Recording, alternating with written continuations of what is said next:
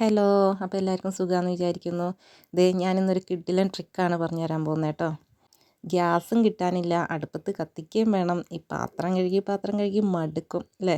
അപ്പോൾ അതിനുള്ള ഒരു ട്രിക്കാണ്. പാത്രം എത്ര ഈസി ആയിട്ട് നമുക്ക് പാത്രത്തിലുള്ള കരി മാറ്റാമെന്നുള്ളത് നോക്കാനായിട്ട്.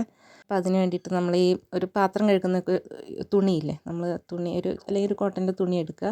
എന്നിട്ട് ആ തുണിയൊന്ന് നനച്ചിട്ട് അപ്പുറമുള്ള അടുപ്പിൽ നിന്ന് ഒരു ഇച്ചിരി ചാരം അതിൽ പറ്റിക്കണം.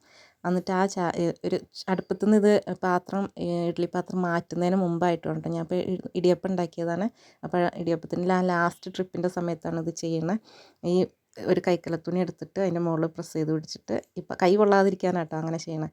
അപ്പം അത് ഈ നനച്ച് വെച്ച ഈ കോട്ടൻ്റെ ഈ തുണി കൊണ്ട് ഈ പയ്യെ ഒന്ന് ഇങ്ങനെ തൂത്തെടുക്കുക. ഈ കരി ഇങ്ങനെ പയ്യെ ഇങ്ങനെ ഇത് കണ്ടോ, അത്ര സോഫ്റ്റായിട്ട്, അത്ര പ്രസ് ചെയ്ത് പിടിക്കുകയൊന്നും വേണ്ട. പയ്യെ ഒന്ന് സോഫ്റ്റായിട്ടൊന്ന് തൂത്തെടുത്ത് കഴിഞ്ഞാൽ ആ കരി പെട്ടെന്ന് പോയി കിട്ടും.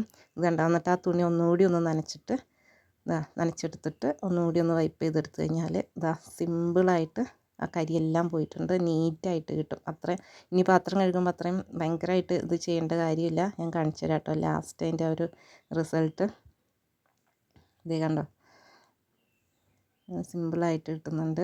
ഇത് ഒത്തിരി പഴക്കമുള്ള പാത്രമാണ് ഞങ്ങൾക്ക്, ഇഡ്ഡലി പാത്രം. പക്ഷേ നല്ല ക്വാളിറ്റി ഉണ്ട്. പണ്ടത്തെ പാത്രം ഇതാണ് കേട്ടോ. കണ്ടോ, വെട്ടിത്തിളങ്ങുന്ന കണ്ടോ, സൂപ്പറായിട്ടില്ലേ? അപ്പോൾ എല്ലാവരും ഒന്ന് ട്രൈ ചെയ്യണം കേട്ടോ. ഇത് അടുപ്പത്ത് വയ്ക്കുന്ന എല്ലാ പാത്രങ്ങളും നമുക്കൊന്ന് ഇതുപോലെ ചെയ്തെടുക്കാം കേട്ടോ. കഞ്ഞിക്കലം എല്ലാ പാത്രങ്ങളും അങ്ങനെ ചെയ്ത് നോക്കാം. അപ്പോൾ എല്ലാവരും ഒന്ന് ട്രൈ ചെയ്ത് നോക്കണേ.